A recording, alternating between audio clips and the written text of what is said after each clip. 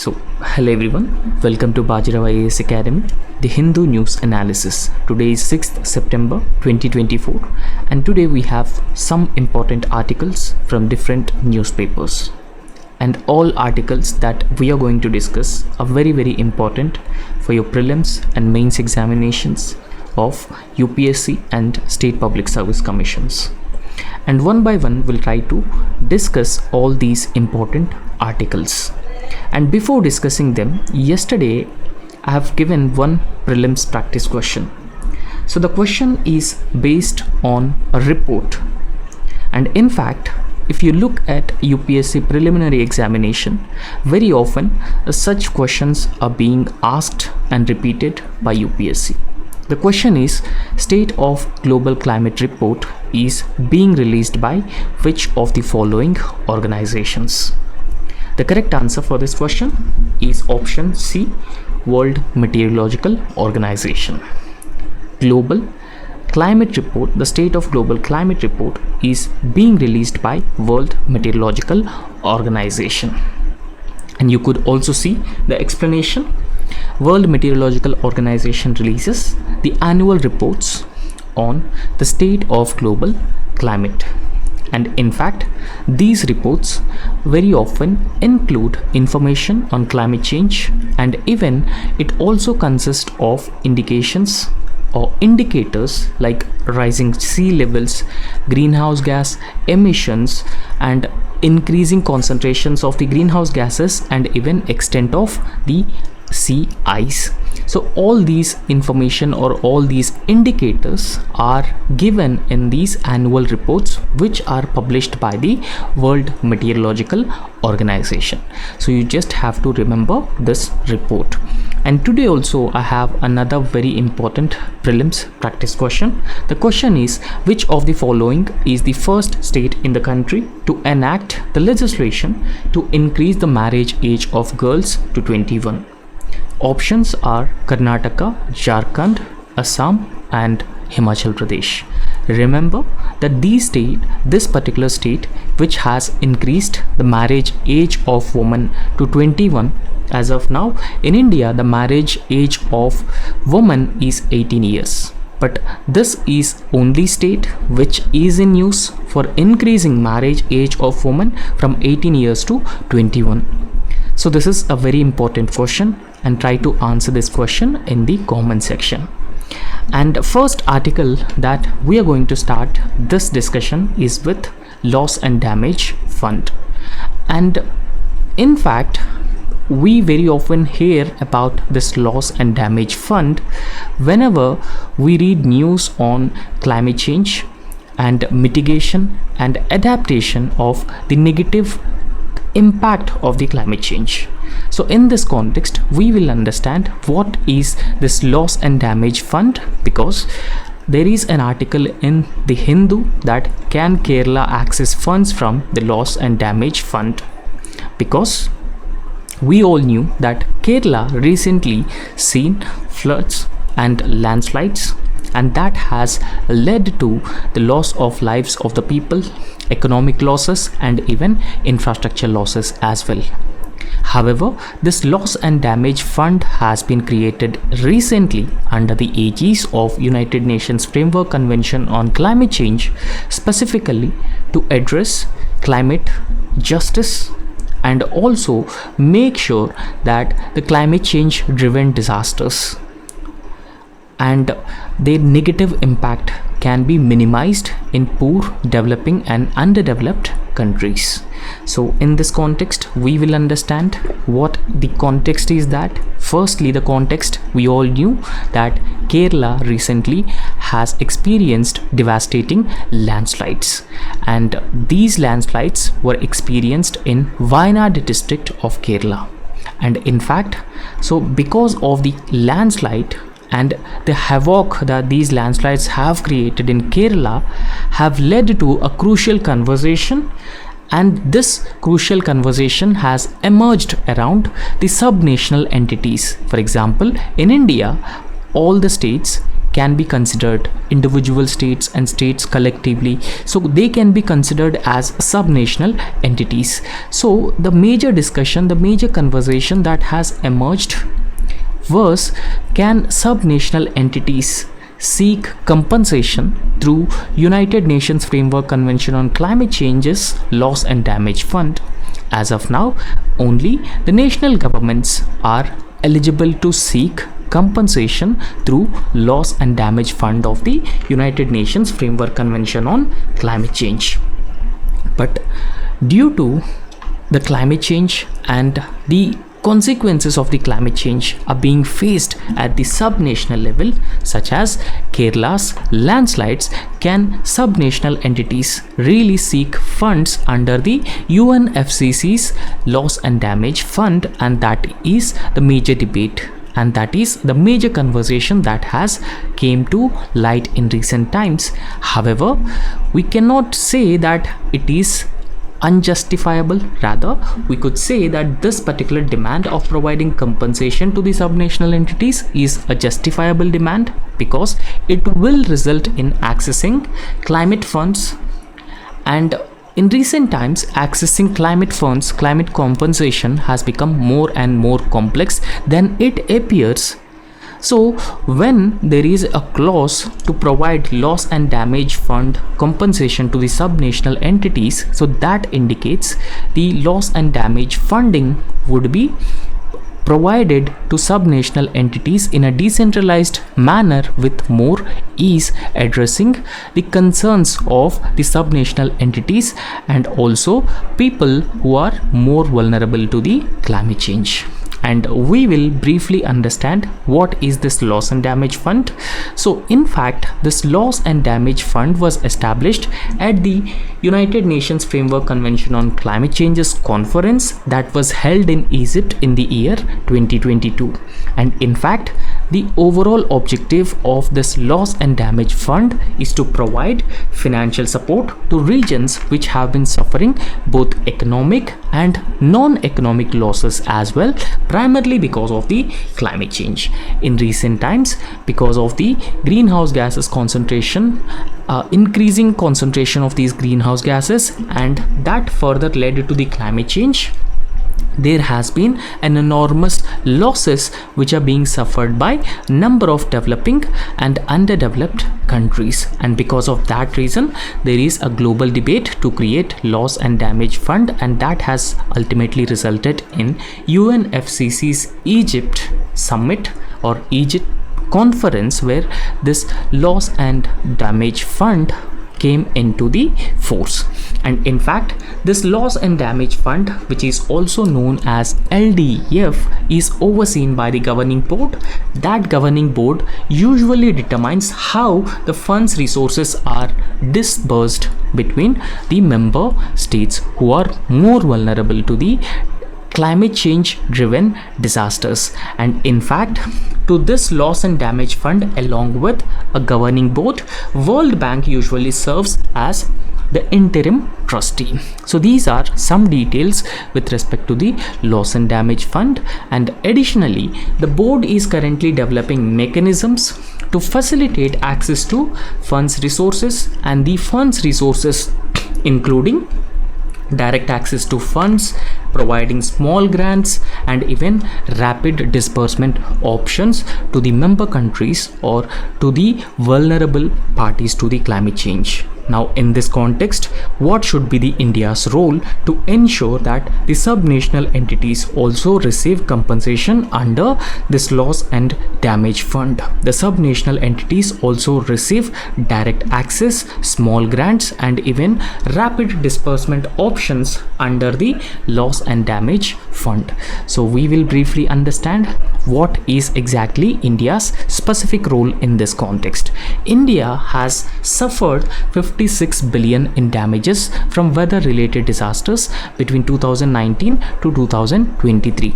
So we all knew that India is vulnerable to a wide variety of disasters: droughts, floods, cyclones, heat waves, earthquakes, landslides, and even tsunami, because we have a huge coast.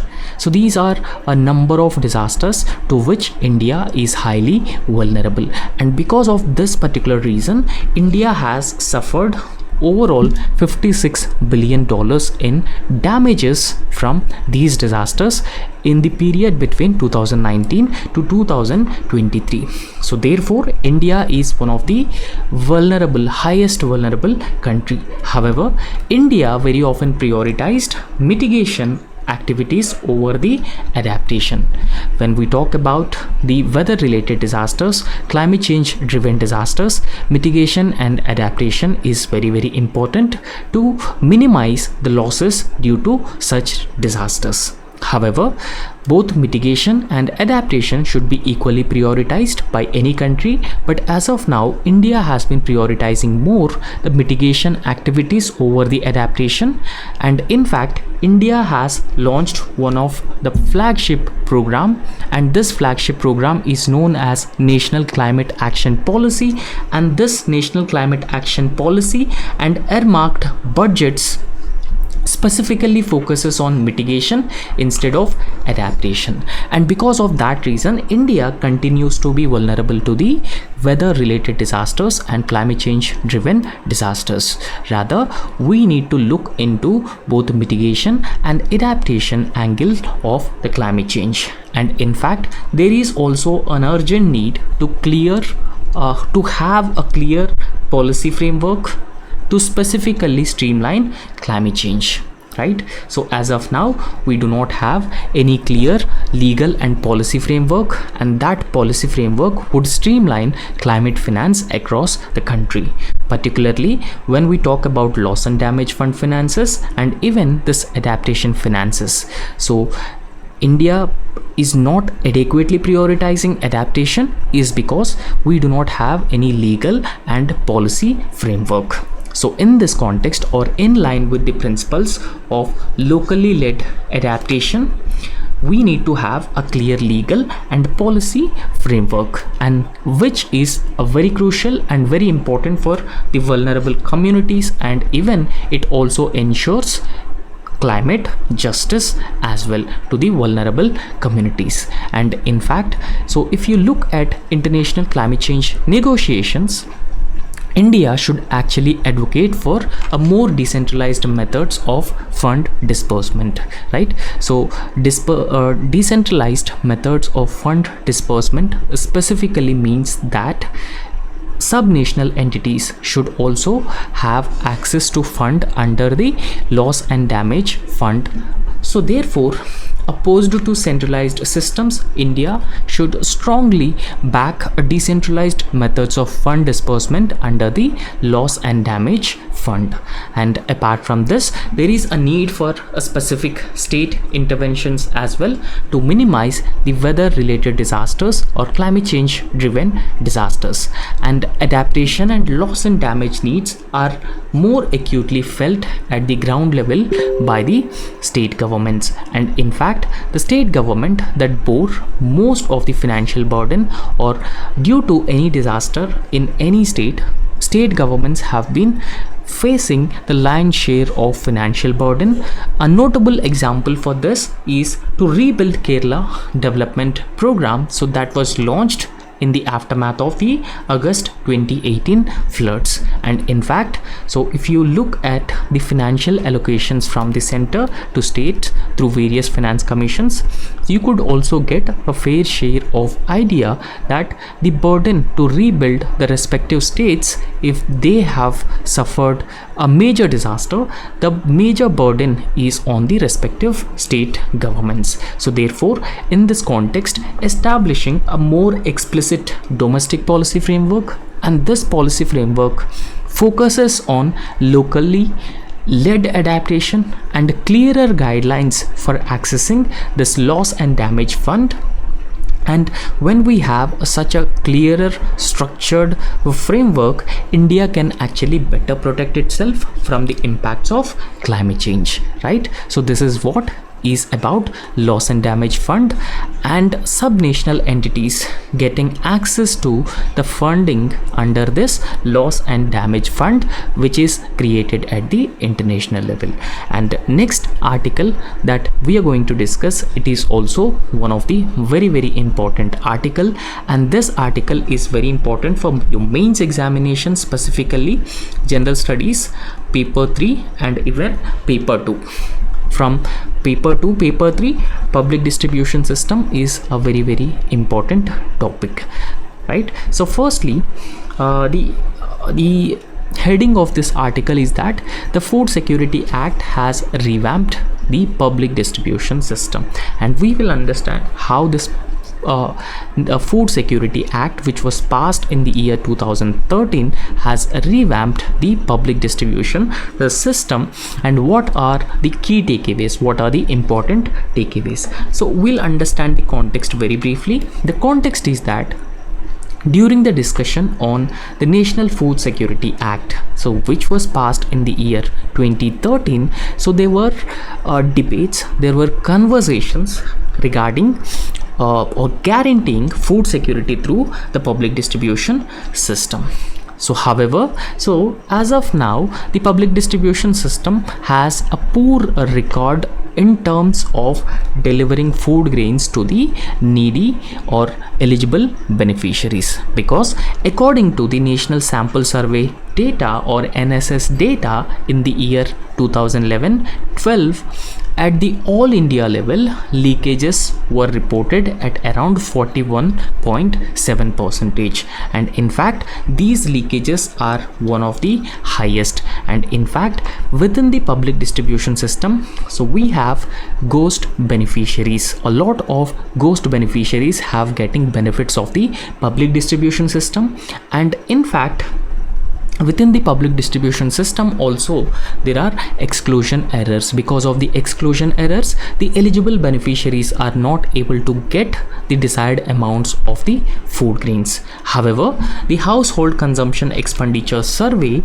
which we already talked about, is the first large scale and nationally representative survey after the implementation of the National Food Security Act in the year 2013. And according to the household consumption expenditure survey, PDS leakages were brought down to 22% in the financial year 22 to 23. Remember, according to NSS data 2011-12, the leakages within the public distribution system were 41.7%, but household consumption expenditure survey data reveals that in the financial year 22 to 23, so the total leakages were brought down to 22%. So it justifies that the Food Security Act has revamped the public distribution system, and it has also reduced the amount of leakages that were widely prevalent in the public distribution system. So we will understand some data, some methodology regarding the public distribution system, and firstly we'll try to understand what is public distribution system leakages.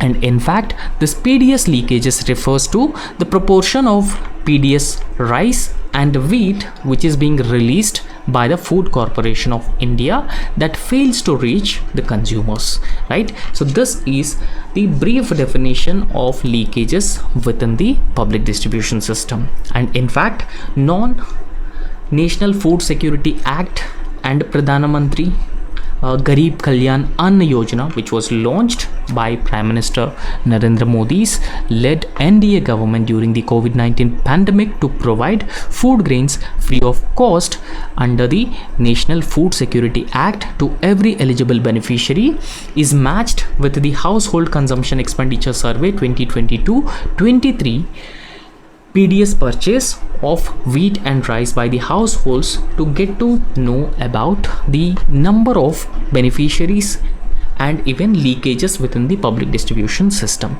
However, Bihar, Chhattisgarh, Odisha, so they actually run an expanded public distribution system, and they actually provides public distribution system food grains to non-National Food Security Act beneficiaries. However, National Food Security Act has mandated that food grains have to be provided to a certain sections of the population, so who are below poverty line. But certain states like Bihar, Chhattisgarh and Odisha have mandated that food grains should also be provided to other sections who are not covered by the National Food Security Act. And in fact, so these food grain distributions were made from as state contributions, and there are 14 crore National Food Security Act beneficiaries across different states in India, of whom at the most 6 crore are supported entirely through the state contributions, right? And in fact, so apart from that, the PDS coverage and expansion is another area that we need to talk about, and the author has discussed in a detailed manner.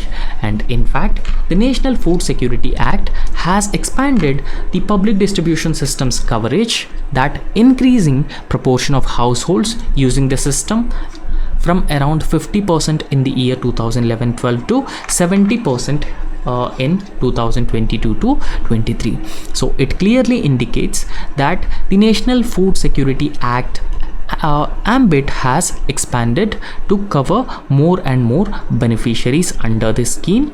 Due to COVID-19 pandemic also, a number of people pushed back into the poverty cycle, and therefore more and more people were covered under the public distribution system.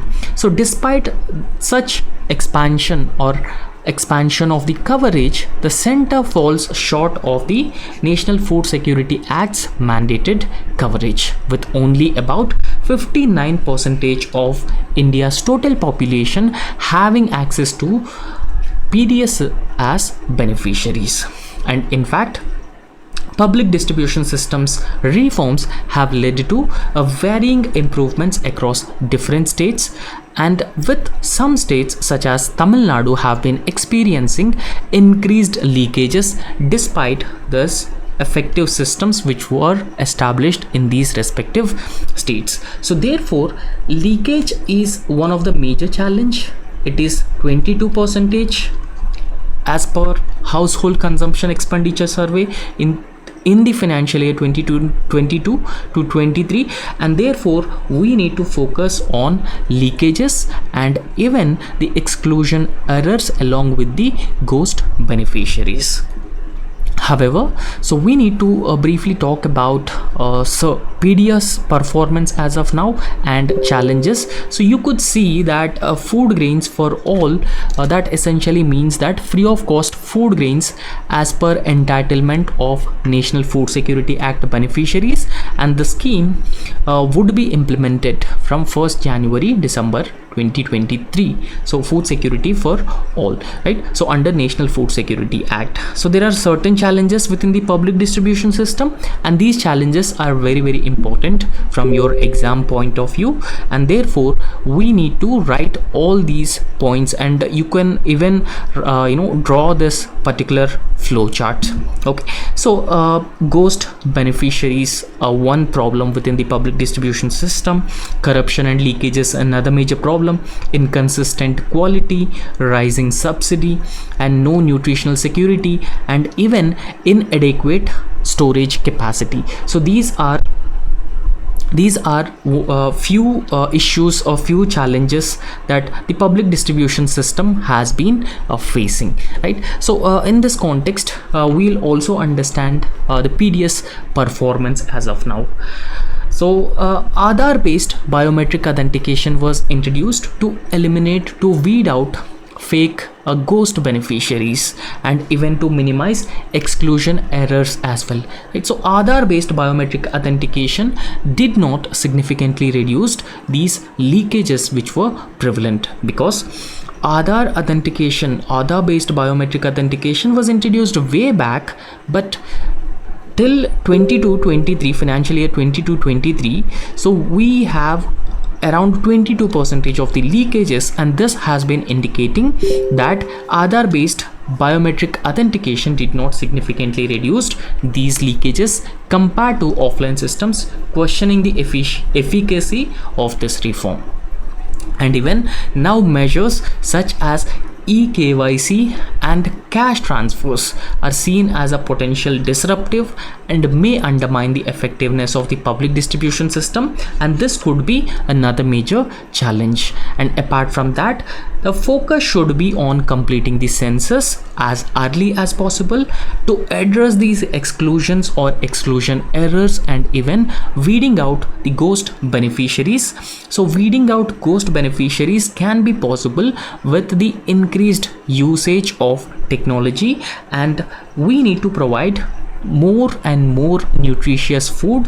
And for providing nutritious food, fortification is a method that can be used, and fortified food can be provided to the eligible beneficiaries through the public distribution system rather than an unproven technological fixes. So this is what the author has been suggesting with respect to the public distribution system.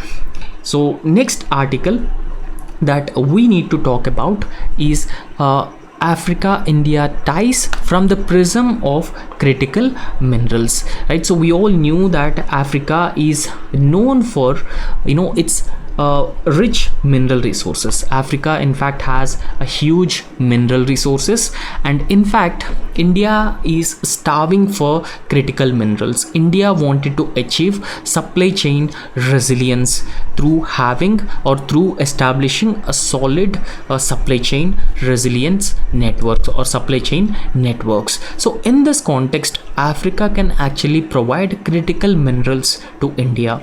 Remember that in African continent we have been enjoying a lot of goodwill, and along with the goodwill we have been maintaining a very friendly ties with most of these African countries, and this goodwill and India's good relations with African countries should be certainly leveraged to our advantage to ensure the the supply chain resilience of these critical minerals. So we'll discuss this in a very detailed manner. So when we discuss this in the Union Budget 24-25, Union Finance Minister Dr. Nirmala Sitharaman introduced setting up of a critical mineral mission, right? So she talked about introducing setting up a critical mineral mission with the objective, with the aims of expanding the domestic production of critical minerals, because remember, these critical minerals are future. However, the problem with these critical minerals, in India we do not have a significant presence of critical minerals such as lithium, cobalt. So these can be considered as critical minerals. We do not have a significant presence of these critical minerals for India, but for Indian industries, India's manufacturing, the critical minerals are very, very important, right? However, Africa is a continent which has huge quantities of these critical minerals, and therefore, so we'll understand that. And the Finance Minister Dr. Nirmala Sitharaman announced setting up this critical mineral mission, and the objectives or the aims of this critical mineral mission is to expand the domestic production, prioritize the recycling of critical minerals, and even incentivize the overseas acquisition of the assets with critical minerals. So these are three main objectives of critical mineral mission. Now coming to India's overseas engagement with other countries, with other continents for the exploration of these critical minerals which could sustain our industry, our manufacturing, our robust economic growth. So hence, to engage with such mineral rich countries, not just in Africa but across the world, and to secure the supply chain resilience, in order to engage with such mineral rich countries overseas with the mandate to set up supply of critical minerals for the Indian economy, a joint venture of 3 public sector undertakings were established, and this joint venture is known as Khanij Bidesh India Limited, or which is also known as Kabil. And this Khanij Bidesh India Limited was established founded in the year 2019. I hope you get to know about the objective of establishing this Khanij Bidesh India Limited in 2019. And in fact, the Khanij Bidesh Limited's first major agreement is for exploration and mining of lithium, and this agreement was signed in the year 2024, and it provides access to 5 blocks of lithium in Argentina, which is in South America. However, as of now, India's capacity for exploration of such critical minerals and even processing and value addition of such critical minerals is at the nascent stage. We are not having a huge expertise and experience in terms of exploration, mining, processing and value addition of such critical minerals. And India lacks the manufacturing capacity of these end use components, and therefore there is a need for upskilling its labor force, which is crucial, which is very important for the battery manufacturing, and battery manufacturing is the future of India's electric mobility. Remember, we have climate change obligations, and we also wanted to substantially increase our dependence on renewable fuels, and we also wanted to introduce more and more electric vehicles onto Indian roads by 2030, and electric vehicles would essentially require the lithium based batteries. So therefore, India needs to upskill its labor force. And apart from that, so now we will understand situating Africa and India's supply chain. So how we would look into Africa for further strengthening India's supply chain of critical minerals. So for India's critical minerals missions to succeed, New Delhi will have to find ways, and these ways New Delhi can leverage its existing partnerships with countries in Africa. And one significant a very important data with respect to African continent is that African continent houses 30% of the world's known critical reserves. So it is not just about the critical mineral reserves in Africa. Rather, Africa is home to crude oil, natural gas and several other important minerals, and because of that reason Africa is very, very important for India. And of the total bilateral trade of 98 billion between India and Africa in the financial year 22 to 23, so 43 billion is attributable to the mining and the mineral sector alone, right? So you can imagine the quantum of the bilateral trade, bilateral commerce between India and African continent in the critical mineral sectors alone. So therefore there's a huge potential, because India is one of the largest consumer of these critical minerals, and India has been ambitiously looking to further enhance its expertise and further upskill its labor force. So therefore in this context it could significantly help Africa to further add value to their existing economies. Similarly, a significant portion of $75 billion that India has already invested in Africa, so is by public sector units for the acquisition of these energy assets across different countries within the African continent. And in fact, India along with France has launched the International Solar Alliance. So International Solar Alliance is started with the objective of generating or tapping the potential of the solar energy, a renewable form of energy across the world.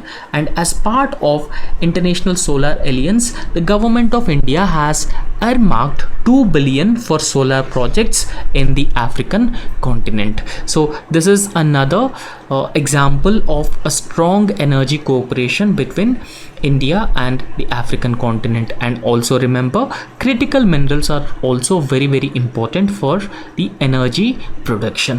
However, the China factor has been increasing in African continent because China as of now enjoying an enormous influence within enormous presence and influence across the African continent, right? So China factor has been increasing the international attention, especially the context of control China exerts over the value chain, and that specifically poses economic and security risks for India.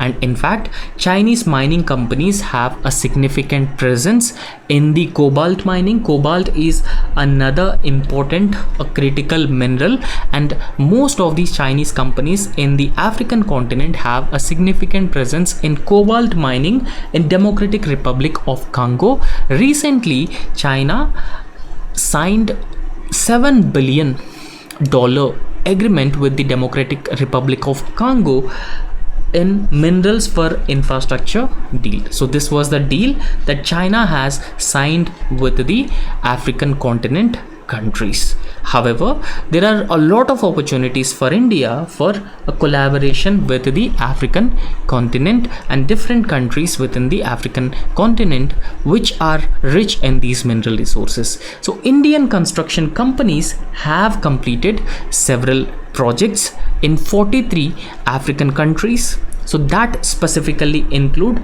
transmission lines in Tunisia, hospitals were built in Tanzania, and even railway lines were also built in Ghana. However, so India has signed a memorandum of understanding with countries such as Zambia, Zimbabwe for cooperation in areas, specifically geological mapping, mineral deposit modeling, and even capacity building. Remember, the capacities are lacking in African countries with respect to these different areas. Rather, India is having expertise and experience and even technology, and therefore India has been readily providing assistance to these respective countries, and in the long term it will be a win-win cooperation for India and these African countries. And in fact, to help build a critical mineral workforce utilizing the mechanisms such as Indian Technical and Economic Cooperation Program, it is a program which is sustainable and a long-term program that India has launched, and India has been working with most of the developing and underdeveloped countries in the global south through Indian Technical and Economic Cooperation. And as part of this particular program, India has trained 40,000 Africans in 10 years and would help drive the positive energy partnerships as well.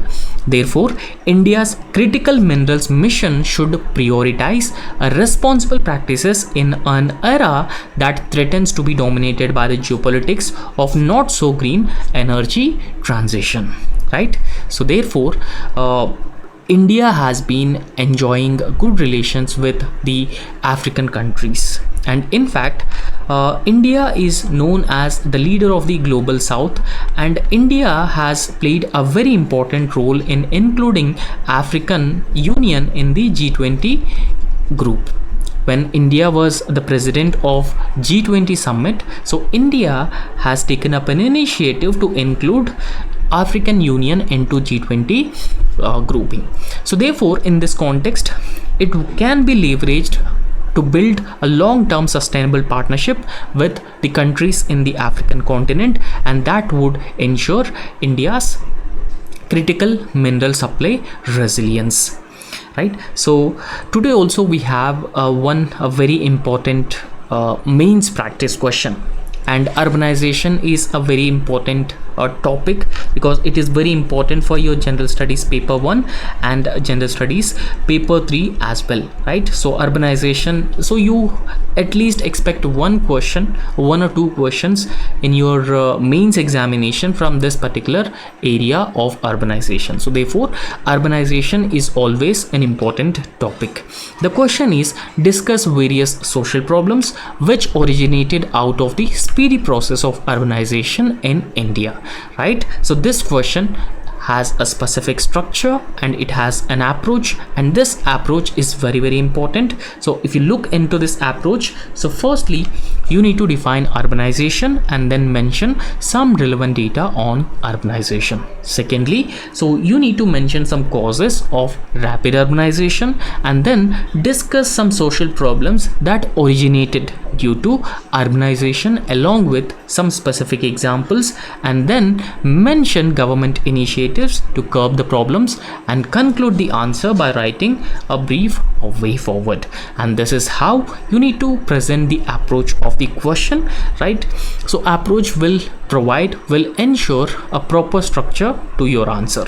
So firstly you need to define what is urbanization, and urbanization is the process by which more people move to cities and towns from rural areas, and that would result in increasing population in urban areas and smaller populations in the rural areas. And in fact urbanization is a global process, and urbanization affects societies and resources across different areas. However, in India, the rural urban migration is one of the factor which has been defining urbanization.